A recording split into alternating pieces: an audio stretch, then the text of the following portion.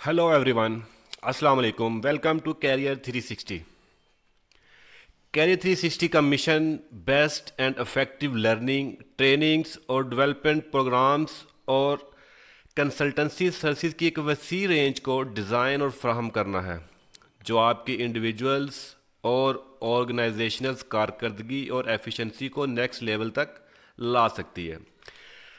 आज का training program power generation automation सिलसिले की एक और कड़ी है जिसमें आप पावर जनरेशन ऑटोमेशन के मतलब बहुत कुछ जानेंगे। अगर आपने इस ऑफिशियल चैनल को लाइक और सब्सक्राइब नहीं किया तो प्लीज़ सब्सक्राइब कर लें और बेल आइकॉन के बटन को प्रेस कर लें ताकि हर नई आने वाली वीडियो आप तक पहुंच सके। हो सकता है वो वीडियो या इन्फॉर्मेशन आपकी कामयाबी की किरण बन सकती हो। गाइस, ट्रेनिंग और डेवलपमेंट हमारे लिए बहुत ज़्यादा इम्पोर्टेंट है। आजकल की जो दुनिया है, जो आजकल का वर्ल्ड है, उसके लिए वही इंसान इस सोसाइटी में अपनी जगह बना सकता है, इस कॉरपोरेट वर्ल्ड का हिस्सा बन सकता है जो अपने आप को वेल ट्रेंड करेगा। एजुकेशन जो कि उसकी क्वालिटी दिन ब दिन नीचे आती जा रही है, जिसका इम्पेक्ट ये आ रहा है कि अनएम्प्लॉयमेंट डे बाय डे बढ़ती जा रही है। कैरियर 360 का यही मिशन है कि तमाम जो लोग हैं जिनके एक स्किल्स का गैप है, एक लर्निंग का गैप है, एक ट्रेनिंग का गैप है, एक काउंसलिंग का गैप है, उस गैप को पूरा करने के लिए कोशिश है। चलें वक्त ज़ाया किए बगैर शुरू करते हैं। आज की जो ट्रेनिंग है पावर जनरेशन ऑटोमेशन से रिलेटेड है, जिसमें डीएससी कंट्रोलर, डीएससी 7310 और डीएससी 7320 को स्टडी करेंगे और सीखेंगे इसका कंप्लीट डिज़ाइन, इसकी एप्लीकेशन, इसकी कॉन्फ़िगरेशन, प्रोटेक्शन और कमीशनिंग और ट्रबल शूटिंग वगैरह, और सॉफ्टवेयर के बारे में भी जानेंगे।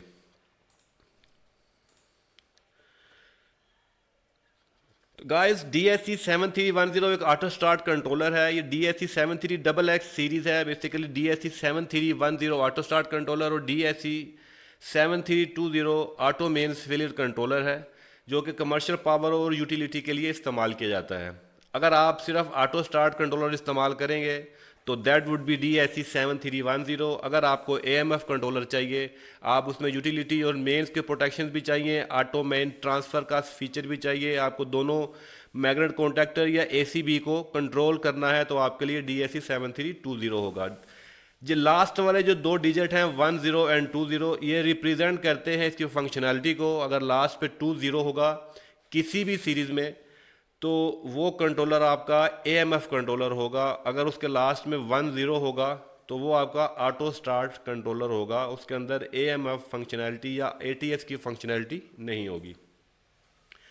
DSC 730 is an auto start control module and DSC 7320 is an auto mains failure control module.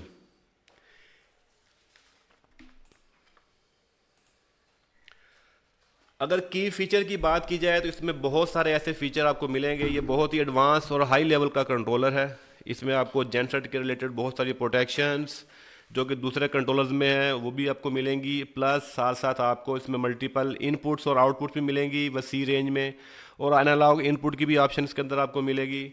और सबसे इंपॉर्टेंट ये है कि इसके अंदर आपको रिमोट मॉनिटरिंग वाला फीचर भी मिलेगा और स्काडा की ऑप्शन भी आपको मिलेगी। आप इसको RS-232 के ज़रिए या RS-485 के ज़रिए इसको रिमोट मॉनिटरिंग कर सकते हैं। इसको IPA के थ्रू इसको कंट्रोल कर सकते हैं, इसको LAN के थ्रू, इसको WAN के थ्रू कंट्रोल कर सकते हैं, आप इसको GSM मॉडेम के थ्रू कंट्रोल कर सकते हैं। तो ये मल्टीपल फीचर्स आपको मिलेंगे। आपको SMS की फीचरिंग भी मिलेगी, इसको आप BMS सिस्टम के साथ भी इसको कनेक्ट कर सकते हैं और आप थर्ड पार्टी स्काडा सिस्टम के साथ भी इसको कनेक्ट कर सकते हैं। इसके अलावा कंप्लीट प्रोटेक्शन और कंप्लीट इंस्ट्रूमेंटेशंस की कंप्लीट रेंज है। इसके अंदर आपको किलोवाट आवर भी मिलेंगे, KVR एनर्जी की कंप्लीट पैरामीटर मॉनिटरिंग है इसके अंदर। आपको हैवी LED डिस्प्ले मिलेगा आपको। और इसके अलावा आप एक्चुअली जो इनपुट और आउटपुट के कंट्रोलर हैं, जो अगर आपने एक्स्ट्रा इनपुट और आउटपुट बढ़ानी है, आपने इंक्रीज़ करनी है इनपुट्स, तो आप इसके अंदर एक्सपेंशन मॉड्यूल भी लगा सकते हैं। तो गाइस जेनसेट कंट्रोलर किसी भी जेनसेट को कंट्रोल और मॉनिटर करने के लिए इस्तेमाल होता है। उसका काम सिर्फ उसको कंट्रोल करना ही नहीं है, उसको मॉनिटर करना ही नहीं है, बल्कि तमाम प्रोटेक्शन और सेफ्टीज़ की भी उसके ऊपर जिम्मेदारी होती है। उसकी मैकेनिकल सेफ्टीज, मैकेनिकल प्रोटेक्शन और इलेक्ट्रिकल प्रोटेक्शन और सेफ्टीज़ भी मॉनिटर और कंट्रोल करता है, और ज़रूरत के मुताबिक जब ज़रूरत पड़ती है तो उसको शट डाउन करवा देता है या उसका ब्रेकर निकाल देता है। तो ये मेन जो इसके फीचर और पैरामीटर्स हैं जो तमाम कंट्रोलर्स में कॉमन होते हैं। इसमें क्रैंकिंग करवाता है, फ्यूल को ऑन करवाता है, क्रैंक करवाता है, यानी जेनसेट को स्टार्ट करने के लिए दो बुनियादी आउटपुट्स होती हैं, ये याद रखिएगा।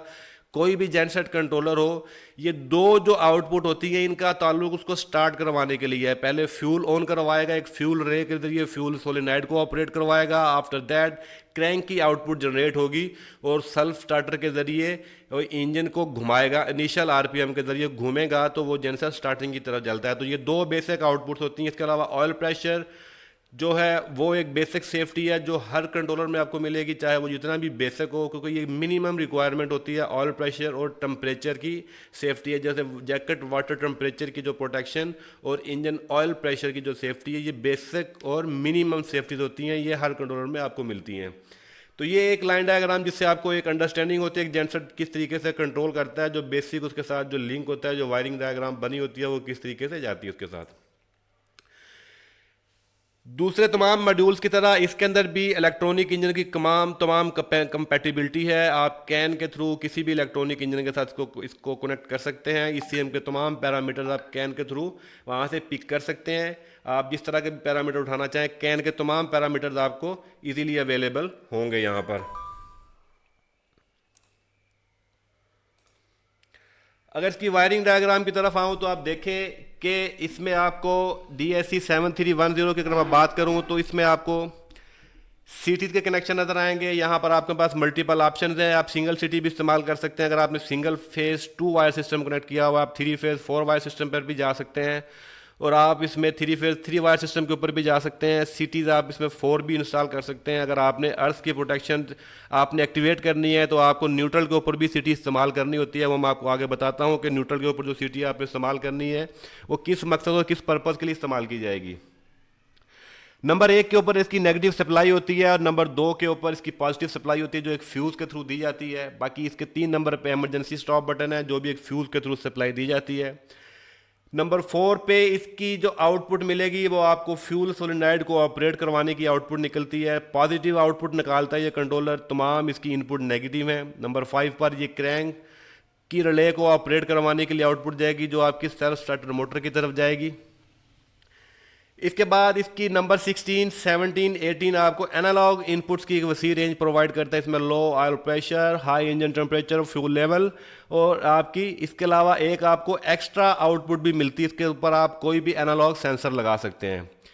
डिजिटल इनपुट्स इसके अंदर आपको 8 डिजिटल इनपुट्स मिलती हैं, इसको आप अपनी मर्जी से कन्फिगर कर सकते हैं। मल्टीपल ऑप्शंस हैं, मल्टीपल इनपुट्स अवेलेबल हैं इसके अंदर जो आप अपनी मर्जी से सिलेक्ट कर सकते हैं इन 8 इनपुट्स के ऊपर। तमाम की तमाम इनपुट बैटरी नेगेटिव ऑपरेटेड होंगी। इसके अलावा 4 एक्स्ट्रा आपको डिजिटल इनपुट्स मिलेंगी और 2 आपको ड्राई कॉन्टैक्ट की आउटपुट भी इसमें अवेलेबल होंगी। आपको एक आउटपुट आपको ड्राई कॉन्टैक्ट की मिलेगी 7310 में और 2 ड्राई कॉन्टैक्ट की आउटपुट मिलेंगी आपको 7320 के अंदर for the main purpose of the auto transfer switch. यानी आप उसको ATS के तौर पर अगर आपने यूज़ करना है तो 2 ब्रेकर्स और 2 मैग्नेट कॉन्टैक्टर्स को आप ईजीली कंट्रोल कर सकते हैं। आप इन 2 ड्राई कॉन्टैक्ट की आउटपुट जो आपको नंबर 41, 42 पे मिलेगी और ऐसे ही 39 और 42 के ऊपर जो कि DSC 7320 में शामिल होगी। बाकी 4 आपके डिजिटल आउटपुट्स हैं। आप अपनी मर्जी से मल्टीपल ऑप्शन हैं आपके पास आउटपुट में, आप इसके सॉफ्टवेयर में कॉन्फ़िगरेशन कर सकते हैं। तो गाइस सॉफ्टवेयर की कंप्लीट ट्रेनिंग्स भी आपको अवेलेबल होगी इसी प्लेटफॉर्म के ऊपर। आप वो भी ट्रेनिंग देख सकते हैं जिससे आप कंप्लीट कंट्रोलर को मॉनिटर कर सकते हैं, कंप्लीट कंट्रोलर को कॉन्फ़िगर कर सकते हैं। सॉफ्टवेयर की बेहतर जो जानकारी है वो हासिल करने के लिए आपको पहले इसकी कंट्रोल डायग्राम को समझना ज़्यादा ज़रूरी होता है। अगर आप इसकी कंट्रोल डायग्राम को समझ जाते हैं तो फिर डेफिनेटली आप इसकी सॉफ्टवेयर कॉन्फ़िगरेशन बड़े ईजीली कर सकेंगे। कैन पर आप 27, 25 और 26 कैन की आउटपुट है। इसके साथ वहाँ पर आप कैन की आउटपुट को इस्तेमाल कर सकते हैं। इसके अलावा इसमें RS-232 की भी पोर्ट मिलेगी आपको, RS-485 की भी पोर्ट मिलेगी for the purpose of remote monitoring and control. तो ये ड्राइंग आपके पास जो कंट्रोल वायरिंग डायग्राम है DSC7320 की है। बाकी सब कुछ इसमें सेम मिलेगा आपको, सिर्फ आपको इसमें सेंसिंग जो ऐड होगी है कमर्शियल पावर की, यानी मेन यूटिलिटी की।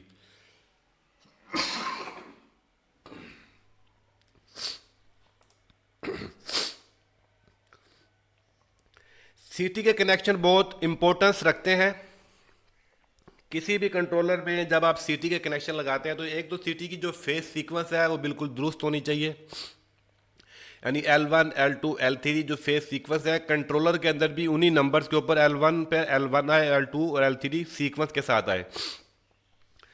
अगर आपकी सीटीज की फेज सीक्वेंस गलत होगी तो आपका पावर फैक्टर डिस्टर्ब हो सकता है, आपके जो किलोवाट आपके डिस्टर्ब हो जाएंगे, आपके तमाम इंस्ट्रूमेंटेशन अफेक्टेड होगी due to the wrong phase sequence of CT connection.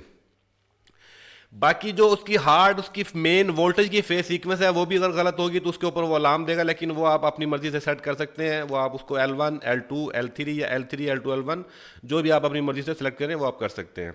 तो सीटी की जो डायरेक्शन है वो भी मैटर करती है। आपने सीटी की डायरेक्शन इसी डायग्राम में देखना है, आपने जो S1 और S2 को किस तरीके से आपने उसके अंदर इस्तेमाल करना है, और जो कॉमन पॉइंट आपका होगा वो S2 कॉमन पॉइंट होगा, जो कि आपने बाद में ग्राउंड भी करना होता है। इसमें एक और आपको बड़ा ज़बरदस्त फीचर मिलता है जो कि आप इसको ड्यूल स्टैंड बाई इस्तेमाल कर सकते हैं। दो कंट्रोलर, दो जनसेट अगर आपके पास है तो दोनों को आप एक म्यूचुअल स्टैंड बाई के तौर पर इस्तेमाल कर सकते हैं। अगर एक जनसेट नहीं चलता आपका किसी वजह से तो दूसरा जनसेट जो है वो इस कंट्रोलर को ऑटोमेटिकली स्टार्ट करवा देगा। तो ये इसके अंदर एक बेहतरीन फीचर है जिसके अंदर से आप इस एक को मास्टर और एक को स्लेव बनाकर ये वाली इनपुट कन्फिगर करके और ये वाली ऑप्शन आप इस्तेमाल कर सकते हैं, म्यूचुअल स्टैंड बाई वाली ऑप्शन। अर्थिंग के हवाले से अर्थ सिस्टम अगर आपने इसकी पॉजिटिव अर्थ करना है, इसकी फ्लोटिंग अर्थ, तीन तरह के आपको अर्थिंग सिस्टम इसमें मिलेंगे। आपने किस तरीके से अर्थिंग सिस्टम होता है जो आपके कंट्रोलर की प्रोटेक्शन के लिए आप इस्तेमाल करते हैं, वो आप इस तरह के अर्थिंग सिस्टम को इस्तेमाल कर सकते हैं। 3 फेज 4 वायर विदाउट अर्थ फॉल्ट प्रोटेक्शन, अगर आपने अर्थ फॉल्ट प्रोटेक्शन नहीं चाहिए तो आप इसके न्यूट्रल के ऊपर सिटी नहीं आपको इस्तेमाल करने की ज़रूरत है। आप सिर्फ 3 फेज के ऊपर 3 सिटीज इस्तेमाल कर सकते हैं। तो तमाम आपके पैरामीटर इंस्ट्रूमेंटेशन आपको ईजिली वहाँ से अवेलेबल होंगे।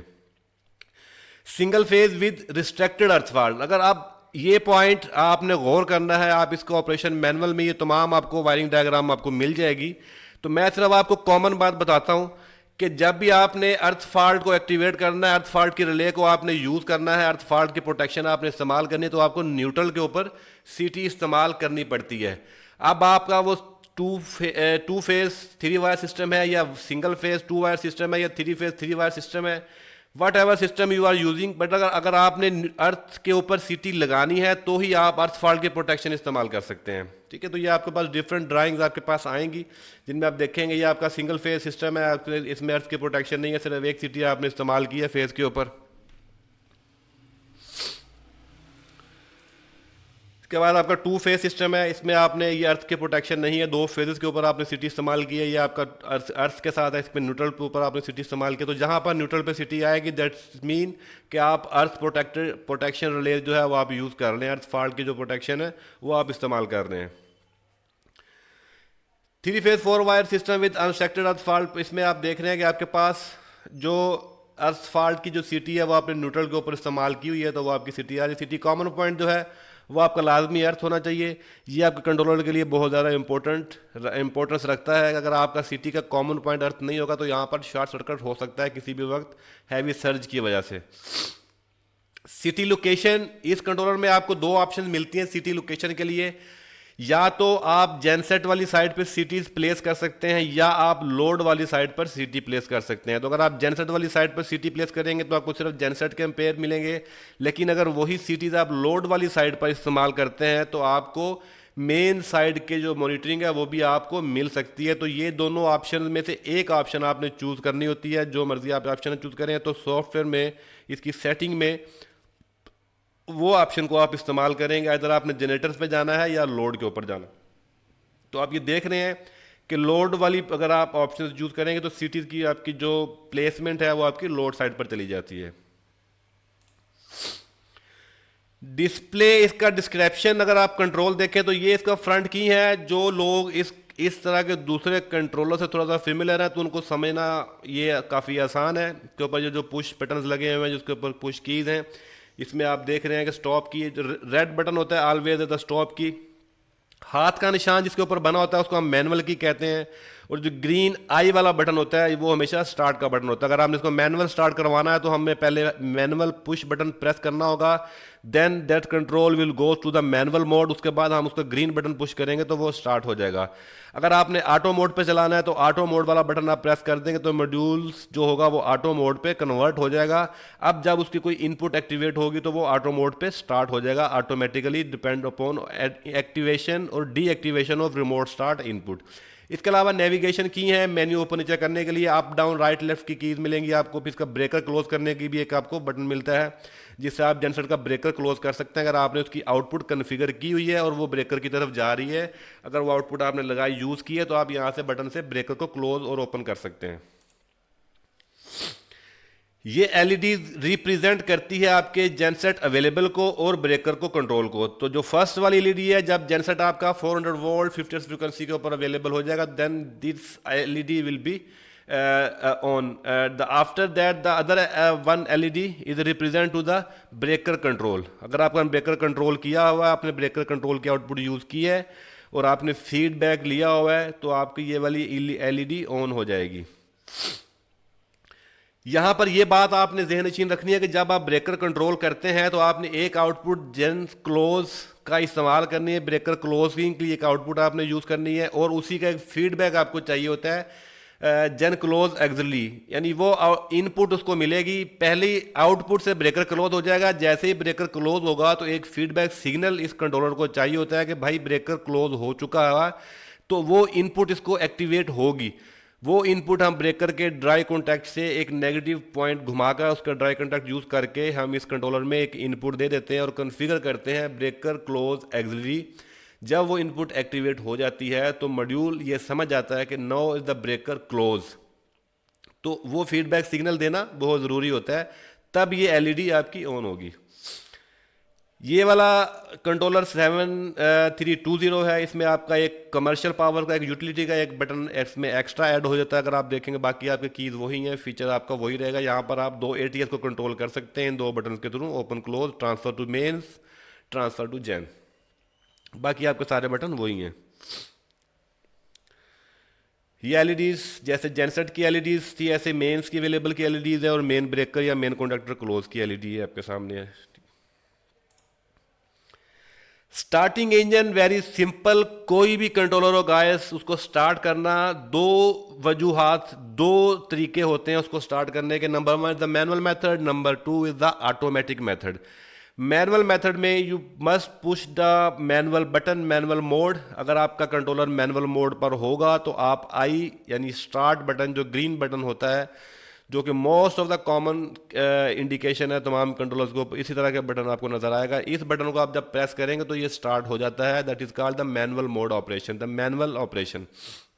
दूसरी ऑप्शन ऑटोमेटिक होती है, उसमें आप ऑटो मोड को प्रेस कर देंगे, बटन आप एक्टिव कर देंगे और जब उस पर ऑटो मोड लिखा हुआ आ जाता है तो उस वक्त जेनसेट वेट करता है या तो कोई इनपुट एक्टिवेट हो, that is called remote start input, या आपकी कमर्शियल पावर फेल हो। अगर आपका वो कंट्रोलर 7320 हो, कोई एएमएफ कंट्रोलर हो जो कि मेन्स को सेंस कर रहा होता है, तो ऑटो में दो ऑप्शन होंगी, या मेन्स फेल होगी तो ऑटोमेटिकली स्टार्ट हो जाएगा अगर वो ऑटो मोड पर है, अगर वो ऑटो का बटन प्रेस किया हुआ है। अगर वो स्टॉप का बटन या मैनुअल बटन प्रेस है तो मेन्स फेल होने की सूरत में भी स्टार्ट नहीं होगा। ऐसे ही अगर आपका मैनुअल मोड एक्टिव है और ऑटो की इनपुट अगर एक्टिव हो भी जाती है तो भी स्टार्ट नहीं होगा। तो उन दोनों सूरतों के लिए आपको ऑटो मोड पे रखना जरूरी होगा। स्टॉप मोड करने के लिए, स्टॉप करने के लिए अगर मैनुअल स्टार्ट किया तो आप उसको स्टॉप कर सकते हैं।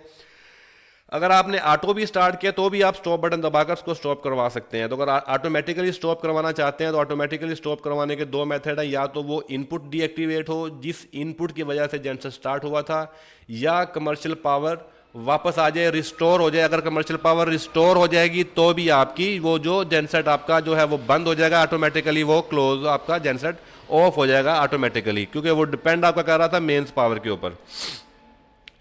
इंजन के आपको डिफरेंट पैरामीटर मिलेंगे, जिसमें इंजन स्पीड है, oil pressure, coolant temperature, engine battery volts मिलेंगे, रन टाइम मिलेगा, ऑयल टेम्परेचर मिलेगा, कूलेंट प्रेशर मिलेगा, इनलेट टेम्परेचर मिलेगा, एग्जॉस्ट की तमाम पैरामीटर जो आपको ईसीयू के थ्रू मिलेंगे, ईसीएम के थ्रू मिलेंगे। ये डिफरेंट सेंसर से नहीं उठाएगा, ये आपको इंजन के कैन के थ्रू ये तमाम पैरामीटर्स आपको उठाएगा, जिनके ऊपर स्टार नजर आ रहा है आपको, ये तमाम पैरामीटर कैन के थ्रू उठाएगा आपका। तो जिस इंजन में ये प्रोविजन होगी कैन के थ्रू उठाने की, वही पैरामीटर ये शो करेगा, क्योंकि ये डिपेंडेंट होगा थर्ड पार्टी की इंटरफेसिंग के साथ। अगर उस कैन में ऑप्शन होगी, उस इंजन वो इंजन का ईसीएम अगर स्पेसिफिक अलाउ कर रहा है ये तमाम पैरामीटर को ट्रांसमिट करने का, तो ये पैरामीटर ऑटोमेटिकली उठा लेगा। अगर मैं इलेक्ट्रिकल की बात करूं, अल्टरनेटर वाली साइड की बात करूं, तो आपको जनरेटर वोल्टेज मिलेंगे, वो phase to phase neutral voltage frequency मिलेगी, करंट मिलेगी आपको, अर्थ करंट की प्रोटेक्शन मिलेगी, लोड मिलेगा किलोवाट में, केवीए में, और पावर फैक्टर मिलेगा आपको, एनर्जी मिलेगी आपको kilowatt hour, kilo KV hour और केवी आवर मिलेंगे आपको, जनरेटर फेस सीक्वेंस मिलेगी इसके अंदर आपको, ड्यूल म्यूचुअल स्टेटस आपको मिलेगा, जो कि इसके अंदर एक यूनिक ऑप्शन है।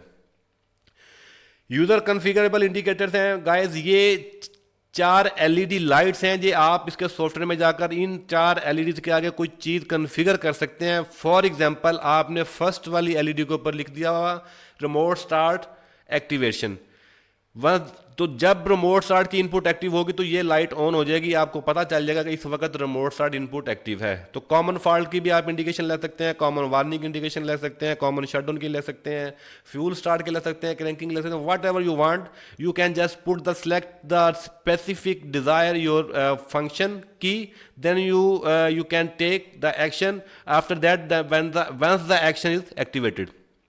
तो ये सिंपल आपकी एक तरह की इंडिकेशन मिलेंगी आपको, आप इजीली आपको विजुअल एक इंडिकेशन मिलेंगी। यहाँ पर लिखा हुआ कुछ नहीं होता, इसके अंदर पेपर होता है, उस पेपर को आप बाहर निकाल के आप प्रिंट करके अंदर डाल सकते हैं, ताकि आपको याद रहे कि मैंने इस एलईडी के ऊपर क्या कॉन्फ़िगर किया हुआ है। आप उसको हाथ से भी लिख सकते हैं।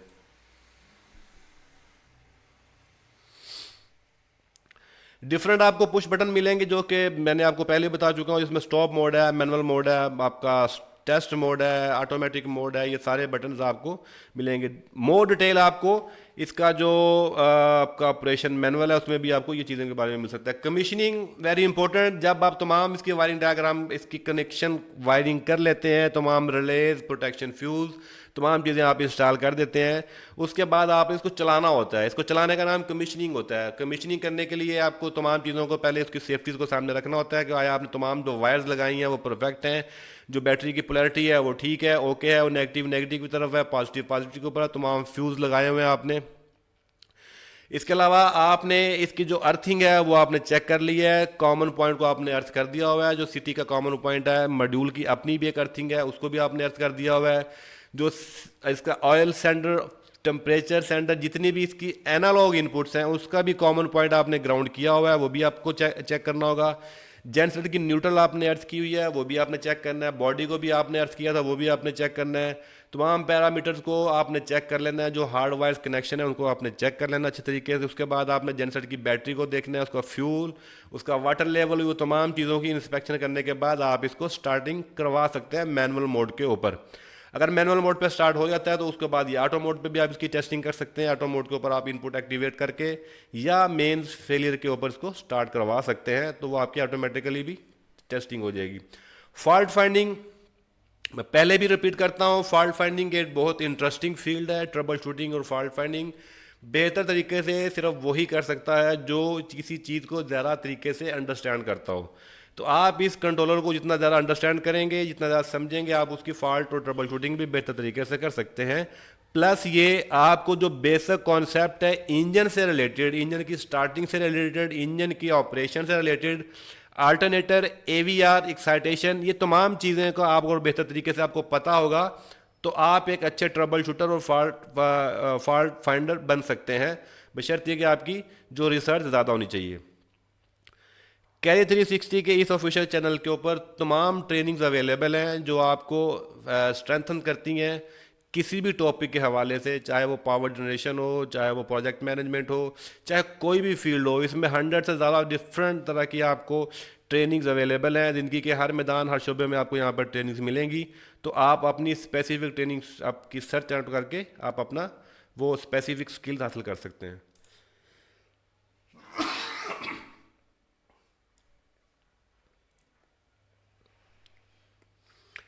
कॉन्फ़िगरेशन इसके सॉफ्टवेयर से भी होती है। सॉफ्टवेयर का फ्री ऑफ कॉस्ट मिलता है, आप उसको इंटरनेट से डाउनलोड कर सकते हैं, इंस्टॉल कर सकते हैं, सिंपल यूएसबी केबल से आप उसको कनेक्ट कर सकते हैं, उसकी कॉन्फ़िगरेशन कर सकते हैं। इसकी कंप्लीट सॉफ्टवेयर कॉन्फ़िगरेशन की ट्रेनिंग जो है वो भी आपको यहाँ से मिल जाएगी। अगर आप वाकई सीखना चाहते हैं इसके सॉफ्टवेयर के बारे में, इसके सॉफ्टवेयर के ऑपरेशन के बारे में, इसके स्काडा के बारे में, तो आप वो ट्रेनिंग की तरफ जा सकते हैं। आप जो तमाम उससे रिलेटेड चीज़ें हैं उस सॉफ्टवेयर में उस ट्रेनिंग में आपको मिल जाएगी। फर्दर अगर आपका कोई क्वेश्चन हो, आपकी कोई क्यूरी हो, आपकी कोई कन्फ्यूजन हो, कुछ भी जानना चाहते हैं आप, वट एवर यू वांट, आप कमेंट सेक्शन में जाएं, आप वहाँ पे कमेंट करें विदाउट एनी हेजिटेशन, आपको इंशाल्लाह उसका रिप्लाई किया जाएगा एज सुन एज पॉसिबल। ये इसका सॉफ्टवेयर का फ्रंट व्यू है। अगर आप इंस्टॉल करेंगे तो आपके पास इस तरह का सॉफ्टवेयर का व्यू आएगा। आप अपनी मर्जी की जो स्पेसिफिक फाइल है वो डिज़ाइन कर सकते हैं, इसको रीड कर सकते हैं, राइट कर सकते हैं, जो अंदर के पैरामीटर हैं उनकी तरफ जा सकते हैं। For the further detail you can go with the software training of the career 360 YouTube channel.